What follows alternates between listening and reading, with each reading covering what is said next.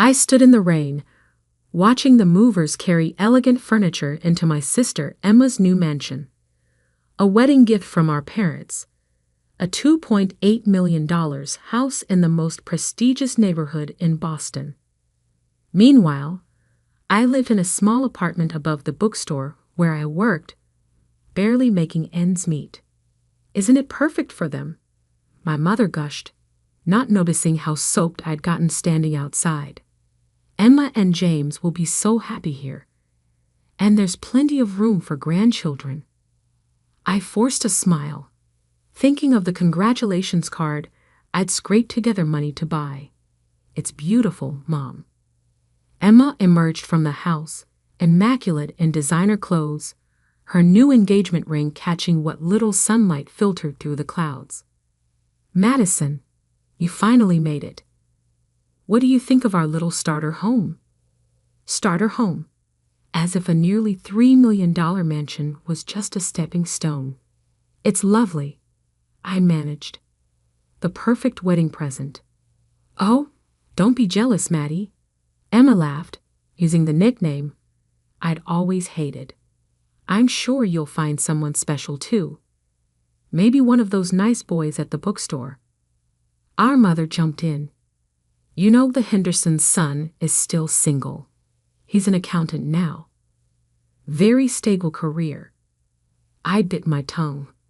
At 32, I had a master's degree in literature and was working on my first novel. But to them, I was just the family disappointment. The daughter who chose books over business, dreams over security. I should go, I said quietly. My shift starts soon. On a Saturday? Mom frowned. But we're having a family dinner to celebrate Emma's house. Some of us have to work weekends, Mom. Emma rolled her eyes.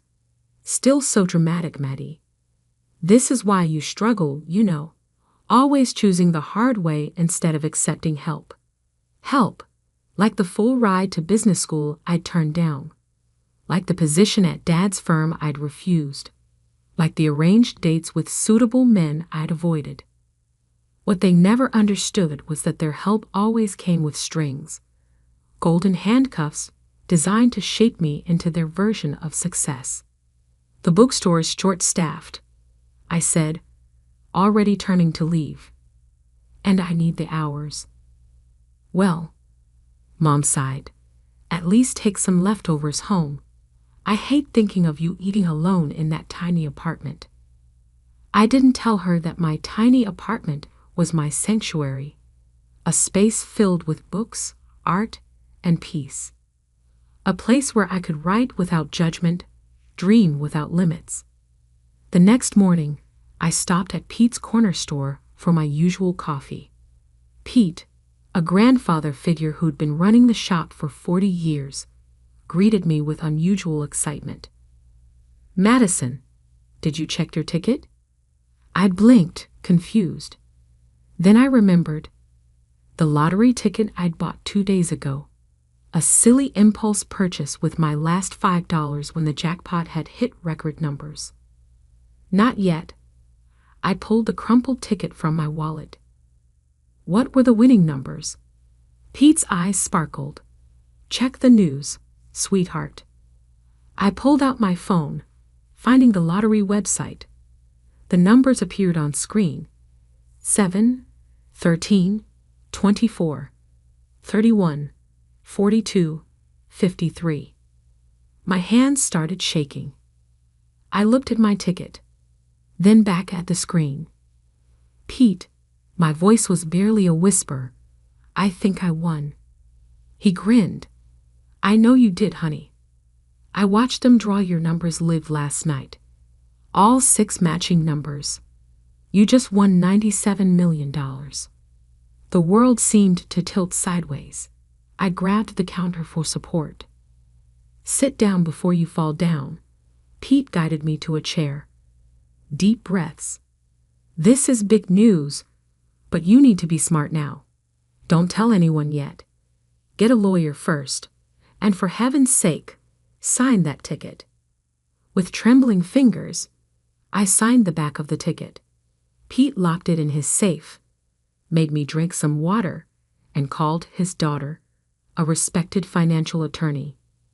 "Caroline will meet you in an hour," he said. "She'll help you do this right." I nodded, still dazed. "Pete, my family." He squeezed my shoulder. "We'll find out soon enough. But right now, this is your moment. Don't let anyone take it from you." As I waited for Caroline, my phone buzzed. A text from Emma. "Family brunch tomorrow to discuss wedding plans. Wear something nice for once, and try not to be late like always." I stared at the message, thinking of her mansion, her perfect life, our parents' endless praise. For 20 years, I'd been the family afterthought, the daughter they'd written off as impractical, unsuccessful, lost. Now I had 97 million reasons to prove them wrong. I texted back, "Sorry, can't make it. I have something more important to do." For once, I wasn't lying. 3 weeks later, I sat in my new lawyer's office, signing the final papers to claim my winnings.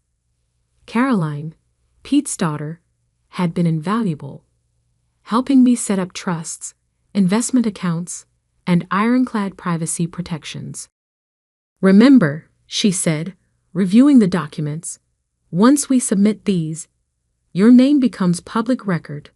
Are you ready for that?" I thought of the changes I'd already made. I'd quietly resigned from the bookstore, leaving my manager a generous check to help hire and train my replacement. I'd bought a beautiful but modest house in a quiet neighborhood, using a trust to keep my name off public records. And I'd started the groundwork for my own publishing company, determined to help other overlooked writers find their voices. "I'm ready," I said firmly.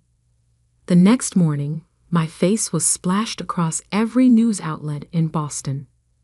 Local writer wins $97 million lottery jackpot. Bookstore employee becomes multimillionaire overnight. Madison Bennett claims record-breaking prize. My phone exploded with messages. Old classmates, distant relatives, forgotten acquaintances, all suddenly remembering my existence. But the messages I was waiting for came last. First, Emma. "OMG, Maddie. Why didn't you tell us? Call me immediately." Then Mom. "Madison Elizabeth Bennett. How could you keep this from your family? We're coming over right now. Where are you living?" Finally, Dad. "Your mother is hysterical. Call us this instant." I turned off my phone and poured myself a cup of tea, settling into my new home office. Through the window, I could see the garden where I planned to create a reading nook. The morning sun painted everything in soft gold, making the moment feel almost magical. My doorbell rang. Through the security camera, another of Caroline's suggestions, I saw them. My parents and Emma, standing on my porch. Emma was dressed like she was heading to a photo shoot, while my mother kept smoothing her designer dress nervously. I took a deep breath and opened the door. "Madison," my mother burst out. "We've been so worried. Why haven't you answered our calls? And how did you afford this house? The lottery money hasn't even been released yet and—" "Hello, Mother." I cut her off calmly. "Would you like to come in?" They filed into my living room, taking in the tasteful furnishings and wall-to-wall bookshelves with barely concealed surprise. "Well," Emma said, running a finger along the shelf, "I suppose now you can finally move to a better neighborhood. Maybe near my new house. There's a lovely little colonial for sale, only $4 million. "I'm happy here," I interrupted. "But thank you for your concern." "Maddie, darling." My mother leaned forward, her voice dripping with honey. "You have to understand our shock. This is life-changing money. You'll need guidance, proper financial advice. Your father knows several excellent wealth managers. I have a team of advisors, I said. And it's Madison, not Maddie. Don't be difficult, Emma snapped. We're trying to help. God knows you've never been good with money. Like that time I loaned you $10,000 for your starter business, I asked quietly. The one you never paid back. Emma's face flushed. That was different. I needed. What you needed was to take responsibility. I stood up, my voice steady. Something none of you have ever expected from her. Now see here. My father finally spoke, his face reddening. We've always supported you both equally. I laughed, actually laughed. Equally. You bought Emma a mansion for her wedding. You paid for her business school, her first car, her perfect wedding. What did you give me for graduation? A lecture about practical career choices. Because we worried about you. My mother cried. Your choices were so impractical. We just wanted. You wanted me to be like Emma, I finished. The perfect daughter. The sensible one. Well, guess what? My impractical choices led me here. My job at the bookstore, the one you all look down on, is where I bought the winning ticket. And now you can finally have a real life, Emma said, as if she was being generous. We can help you invest, get you into the right social circles. No. The room fell silent. What do you mean no? My father demanded. I walked to my desk and pulled out 3 envelopes. Emma, this is a cashier's check for $10,000, repaying the loan you've conveniently forgotten about. I handed her the first envelope. Mom, Dad, this is a check for $15,000, the total of every gift, every payment, every contribution you've ever made to my life. I've kept careful records. They stared at the envelopes, speechless. The 3rd envelope, I continued, contains documents showing I've already established my own publishing company, created a charitable foundation for literacy programs, and set up my investments with one of the top firms in the country. I didn't need your guidance then, and I certainly don't need it now. But we're family, my mother whispered. Yes, we are. And family should love unconditionally. Support dreams, not squash them. Celebrate differences, not try to erase them. I walked to the door and opened it. Now, if you'll excuse me, I have a meeting with my foundation board about funding new libraries in underserved communities. You're making a mistake, my father said stiffly. You need us. I smiled, feeling lighter than I had in years. No, Dad, you need me. And that's the real reason you're here, isn't it? Emma stood up, her face a mask of fury. You think you're better than us now? Because of some lucky numbers? No, Emma, I always was. You just never saw it. As they left, my mother turned back, tears in her eyes. Madison, please. We made a terrible mistake. We see that now. Can't we start over? I looked at her, really looked at her, and saw for the first time how small she seemed. How all of them seemed, trapped in their narrow view of success and worth. Maybe someday, I said softly, but not today. I closed the door on their protests, walking back to my office. On my desk sat the manuscript of my novel, a story about a girl finding her voice in a world that tried to silence her. It was time to write the next chapter. 6 months later, the launch party for Bennett Publishing House was everything I dreamed of. We transformed an old warehouse into a magical space filled with books, art, and possibility. Local authors whose works we'd signed mingled with literary agents and journalists, while kids from our literacy program proudly showed off their own stories in a special display area. Pete stood beside me, beaming like a proud father. Look at what you've built, Madison, and not a penny wasted on showing off. He was right. While I could have easily bought a gleaming downtown office tower, I'd chosen to renovate this historic building instead, creating a space that felt like home to writers and readers alike.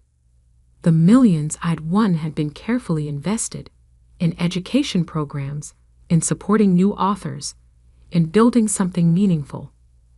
My phone buzzed. A text from Emma.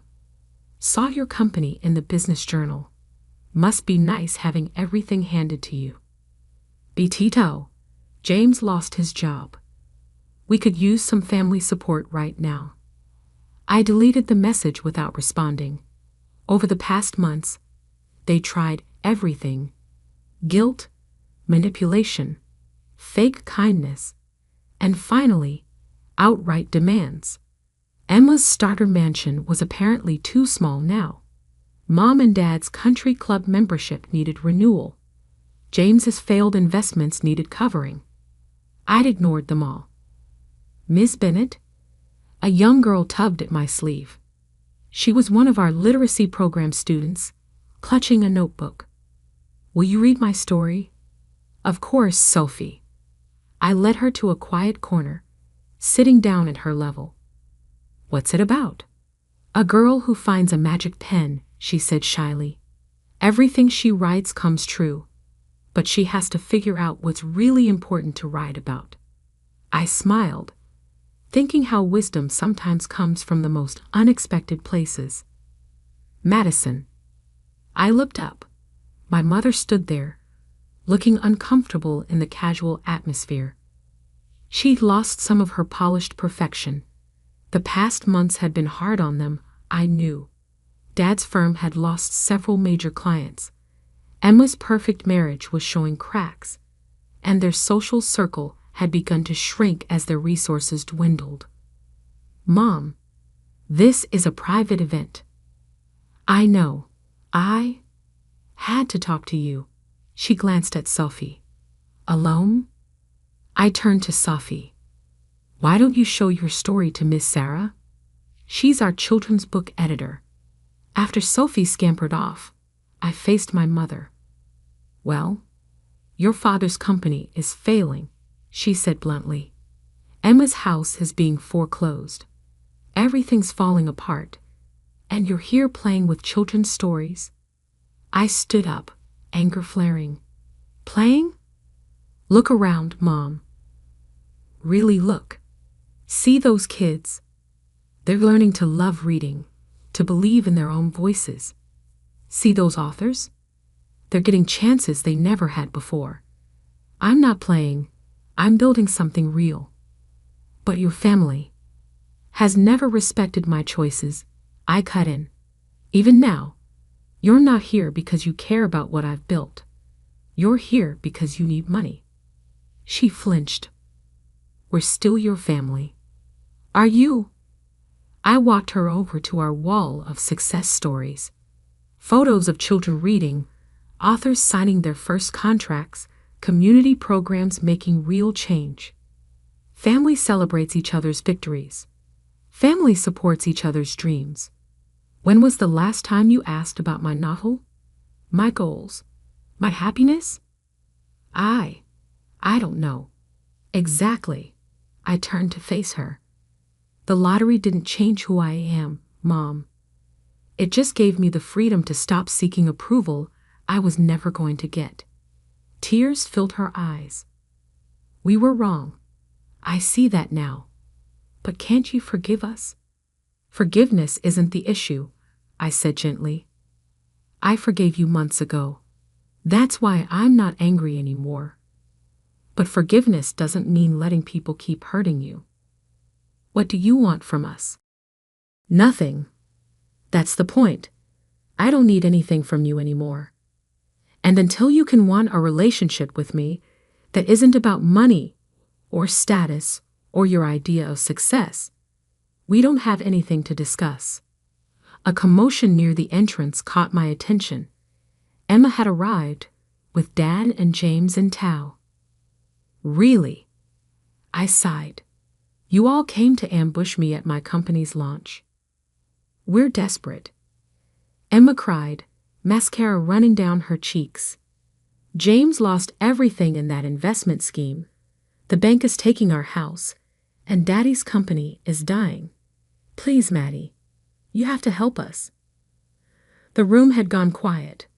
Our guests tried to pretend they weren't watching the drama unfold. I looked at my family. Really looked at them. Dad, gray and deflated without his usual power. Emma, designer clothes now slightly worn, desperate for a bailout.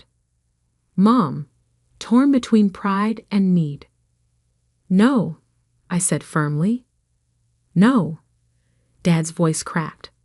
I'll make you all a different offer instead. I pulled out my phone, pulling up some photos. This is Carter Financial Services. They're looking for experienced advisors with community connections. Dad, they've agreed to interview you for a senior position. No guarantees, but a fair shot. I swiped to the next photo. Emma, the local arts center needs a fundraising coordinator. With your social skills and event planning experience, you'd be perfect. James, my friend's construction company is hiring project managers. Real work, fair pay. You want us to work for other people. Emma looked horrified. I want you to earn your own way. Like I did. Build something real. Find out who you are without the fancy titles and borrowed money. And if we refuse, Dad asked stiffly, then you'll figure something else out. But you won't get a dime from me to maintain the lifestyle that made us all so unhappy. Mom stepped forward, surprising me. The Arts Center, they really think Emma would be good at fundraising? Yes, because she is good at it. When she's actually trying, not just playing the perfect daughter. Emma wiped her eyes, smearing expensive mascara. I don't know how to be anything else. Yes, you do. I took her hand, the first time we touched in months. You're smart, capable, and determined. Use those qualities for something meaningful instead of just appearances. Dad cleared his throat. The position, at Carter Financial. When's the interview? Tomorrow at 10. Don't wear your Rolex. Show them your experience, not your ego. One by one, they nodded. Not happy, not grateful, but perhaps thoughtful. As they left, Mom turned back. Your company, it's really amazing, Madison. I'm sorry we never saw. I know, I said softly. Maybe someday you'll see me too. After they were gone, Pete appeared at my side. You okay, kiddo? I looked around at my publishing house, at the dreams being born, the stories being told, the lives being changed. You know what, Pete? I really am. Sophie came running back, waving her notebook. Ms. Bennett, Ms. Sarah loved my story.